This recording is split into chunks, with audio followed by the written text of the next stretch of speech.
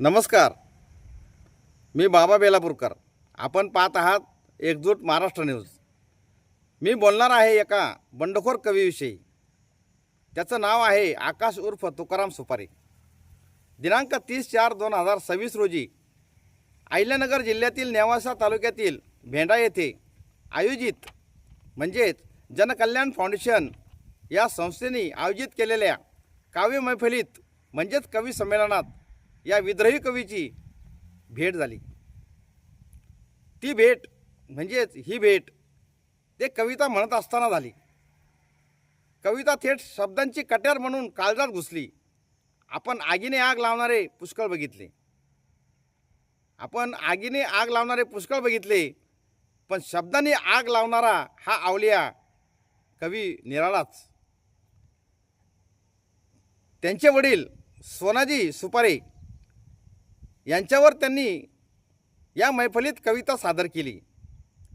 ती जशीच्या तशी आमच्या हाती आलेल्या चलचित्राद्वारे आम्ही तुम्हाला दाखवित आहोत. आपण त्या कवितेचा आस्वाद घ्यावा आणि कमेंट्समध्ये आपल्या भावना व्यक्त कराव्यात ही माझी इच्छा आहे. चला तर मग आपण वळूया आकाश उर्फ तुकाराम सुपारे यांच्याकडे.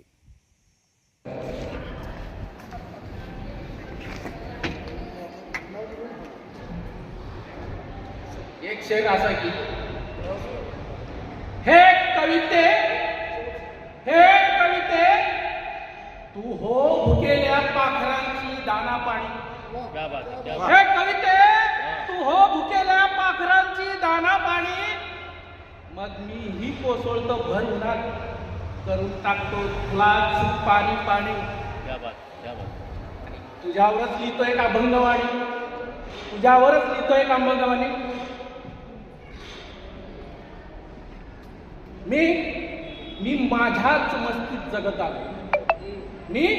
माझ्याच मस्तीत जगत आलोय. चुकून मी माणसांच्या वस्तीत गेलो. चुकून मी माणसांच्या वस्तीत गेलो. दारावर मला जाती देशाची कुलपे दिसली. घरांच्या दारावर मला जाती देशाची कुलपे दिसली. खिडक्यांच्या आत डोकावले असता मला माणसं दिसली. माणुसकी शून्य आयुष्य जगताना. वाह, क्या बात आहे. मला माणसं दिसली माणुसकी शून्य आयुष्य जगताना. घरांच्या भिंती न्हाल्या होत्या. लाल पिवळ्या भगव्या हिरव्या निळ्या रंगात. मला त्यांच्यात तिरंगा कुठंच दिसला नाही. वा वा वा. मला त्यांच्यात तिरंगा कुठंच दिसला नाही. संघर्ष नावाची कविता. तुकड्यासाठी संघर्ष बापाचा आमच्या अस्तित्वाचा परीघ होता. तुकड्यासाठी संघर्ष बापाचा आमच्या अस्तित्वाचा परीघ होता. पहाड फोडून दगडांना तो 12 खडी शिकवत होता. पहाड फोडून दगडांना तो 12 खडी शिकवत होता. तुरुंग फोडणारा गुन्हेगार होता तो. तुरुंग फोडणारा गुन्हेगार होता तो. सुरुंग पेटवून बाप सांडायचा डोळ्यातून. सुरुंग पेटवून बाप सांडायचा डोळ्यातून भेदकलेल्या काळजातून. सुरुंग पेटवून बाप सांडायचा डोळ्यातून भेदकलेल्या काळजातून. म्हणायचा खूप शिक पोरा, मोठा साहेब हो. कुणी काळ्या वड्या म्हटलं तरी गुमान वाघ. आपण गरीब माणसं, हातावरलं पोट आपलं. मी दगडांना फोडतोय आणि तुला घडवतोय राजा. आज कळतंय मला निरक्षर बापाचं बिनचूक गणित. आज कळतंय मला निरक्षर बापाचं बिनचूक गणित. पृथ्वी गोल आहे. पण गोल शून्य आहे. माणूस म्हणून जगताना हा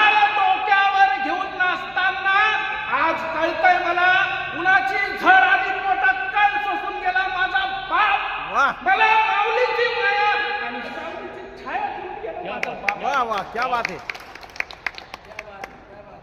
अंदमानाला फाट्यावर मारीत, अंदमानाला फाट्यावर मारीत, आफ्रिकन काळ्या निग्रोची गुलामी पत्राच्या कपारीत भोगायचा माझा बाप, वंश परंपरेने लादलेल्या सक्त मजुरात मेला माझा बाप, वंश परंपरेने लादलेल्या सक्त मजुरीत पत्राच्या कपारीत मेला माझा बाप. त्याच्या भुकेला कुठल्याच पोहऱ्याने शेंदता येत नाही, त्याच्या भुकेला कुठल्याच पोहऱ्याने शेंदता येत नाही. आणि जाती अंताचा हा महाकाय तट कितीही घणांचे घाव घातले तरी साधा तडा जात नाही. तरीही कळतंय मला माझ्याही या देशात बापाचा बाप होता. वाह. तरीही कळतंय मला माझ्याही बापाचा एक बाप होता. तोच माझा संघर्ष, तोच माझा अस्तित्वाचा परीघ होता. माझे वंदन त्या मुक्तिदात्याला, माझे वंदन त्या मुक्तिदात्याला, माझे वंदन त्या महामानवाला, माझे वंदन त्या महामानवाला, माझे वंदन त्या महामानवाला. जय हिंद. वाह.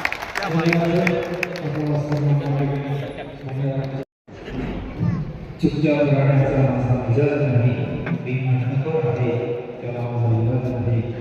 ही जी गोविंद पुरवण्याची गझल आहे, अगदी अशा प्रकारचं एक आशय घेऊन या ठिकाणी सुपारी साहेबांनी आपली कविता पेश केलेला आहे. अतिशय सुंदर सादरीकरण सरांनी केलेलं आहे. यानंतर मी बबनराव आढाव यांना विनंती करतो की त्यांनी आपली कविता सादर करावी. बबनराव आढाव हे रवाई तालुक्यातून आलेले आहेत, जुन्या काळातील कलावंत आहेत, कवी आहेत आणि त्यांचा धन्यवाद सर. साहित्य संमेलन, कवी संमेलनाचा साहित्यिक प्रवास आहे. सगळ्या कवींना विनंती आहे की आपण कमी वेळेमध्ये कविता सादर करा. तुर्तास एवढेच. भेटूया पुढच्या बातमीपत्रात. जय हिंद, जय महाराष्ट्र.